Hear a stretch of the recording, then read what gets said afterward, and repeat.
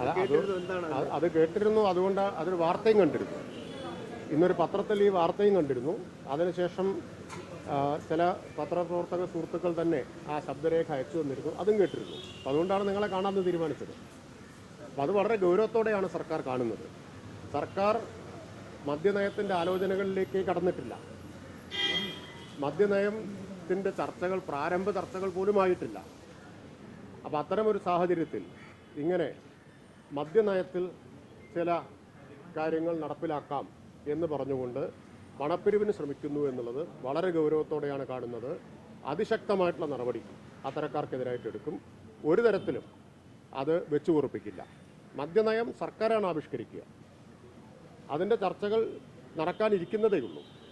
ആ ചർച്ചയൊക്കെ നടക്കുന്നതിന് മുമ്പ് തന്നെ കഴിഞ്ഞ ഒരു മാസമായി മാധ്യമങ്ങളിൽ നിരന്തരമായിട്ട് വാർത്ത വന്നുകൊണ്ടിരിക്കുന്നുണ്ട്. അങ്ങനെ ചെയ്യാൻ പോകുന്നു, ഇങ്ങനെ ചെയ്യാൻ പോകുന്നു എന്നൊക്കെയുള്ള വാർത്തകൾ. ആ വാർത്തകളുടെ പശ്ചാത്തലത്തിൽ അതുപയോഗപ്പെടുത്തിക്കൊണ്ട് ആരെങ്കിലും പണപ്പിരിവിന് ശ്രമിച്ചാൽ ശക്തമായ നടപടി അക്കാര്യത്തിലെടുക്കും. ഇതിന് പിന്നിലൊരു ഗൂഢാലോചന ഉണ്ട് എന്ന് കരുതുന്നുണ്ടോ?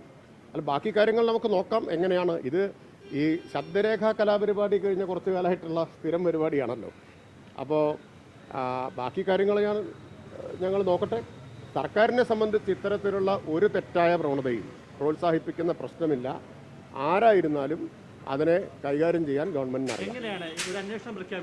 അല്ല, അതാ പറഞ്ഞത്, ശക്തമായിട്ടുള്ള നടപടി അക്കാര്യത്തിലെടുക്കും. ബാക്കി എന്ത് നടപടി എന്നുള്ളത് നമ്മൾ ആലോചിച്ച് തീരുമാനിക്കാം. ഇങ്ങനെ നമ്മൾ മദ്യനയത്തെക്കുറിച്ച് ആലോചിച്ചിട്ടേ ഇല്ലല്ലോ. ഒരു ചർച്ചയും അതിനെ സംബന്ധിച്ച് നടത്തിയിട്ടില്ല. സാധാരണ ഫെബ്രുവരി മാർച്ച് മാസത്തിൽ നടത്താറുള്ളതാണ്. തെരഞ്ഞെടുപ്പ് ആയതുകൊണ്ട് അത്തരം ചർച്ചകളിലേക്കൊന്നും ഇപ്പോൾ കടന്നിട്ടില്ല.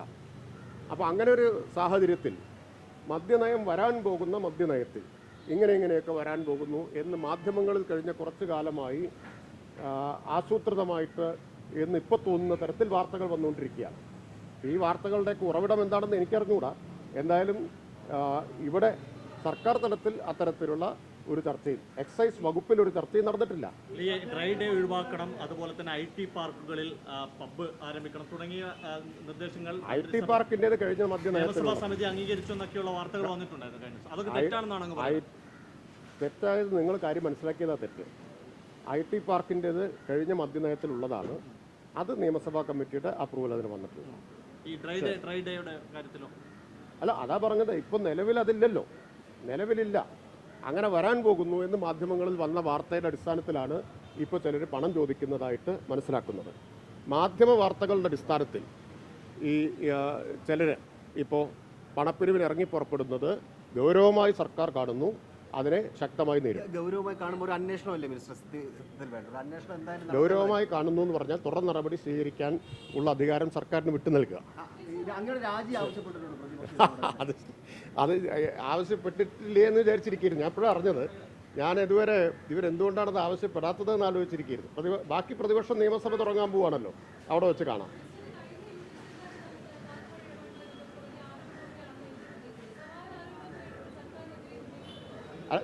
കഴിഞ്ഞ UDF സർക്കാരല്ല ഈ സർക്കാർ. അതുകൂടി മനസ്സിലാക്കണം. കഴിഞ്ഞ UDF സർക്കാർ ചെയ്തു കൊടുത്ത ആനുകൂല്യങ്ങളും ഇളവുകളും അല്ല കൊടുത്തത്.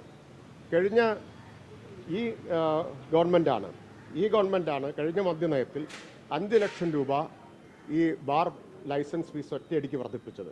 കേരളത്തിൽ ഇതിനു മുമ്പ് ഒരിക്കലും വർദ്ധിപ്പിച്ചിട്ടില്ല. അങ്ങനെ 5 ലക്ഷമാണ് ഒറ്റയടിക്ക് വർദ്ധിപ്പിച്ചത്. ഫൈന് UDF സർക്കാരിൻ്റെ കാലത്തുണ്ടായിരുന്നോ? അല്ല, കഴിഞ്ഞ UDF സർക്കാരിൻ്റെ കാര്യങ്ങൾ നിങ്ങൾക്കറിയാമല്ലോ. ഫൈനുണ്ടായിരുന്നു. ക്രമക്കേടുകൾക്ക്, ബാർ ഉടമകളുടെ ക്രമക്കേടുകൾക്ക് ഫൈൻ ആദ്യം ഏർപ്പെടുത്തിയത് 1-ാം പിണറായി സർക്കാരാണ്. 2-ാം പിണറായി സർക്കാരാണ് ഗണ്യമായിട്ടത് വർദ്ധിപ്പിച്ചത്. അപ്പോൾ കർശന നടപടിയാണ്. കഴിഞ്ഞ 6 മാസം കൊണ്ട് 52 ബാറുകൾക്കെതിരായിട്ട് കേസെടുത്തിട്ടുണ്ട്.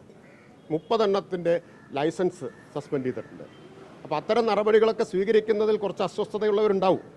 ഇനിയിപ്പോൾ ഈ ശബ്ദരേഖ പുറത്തുവിട്ടയാളുടെ ബാറിലും പരിശോധന നടന്നിട്ടുണ്ടോ എന്നുള്ളത് എനിക്ക് അറിഞ്ഞുകൂടാ.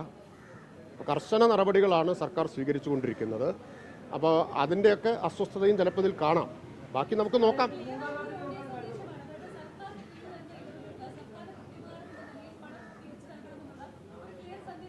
ഏതളവിനാണ് 5 ലക്ഷം ലൈസൻസ് ഫീസ് കൂട്ടിയതാണോ ഇളവ്? അല്ല, അങ്ങനെ സർക്കാർ തീരുമാനിച്ചിട്ടില്ലല്ലോ.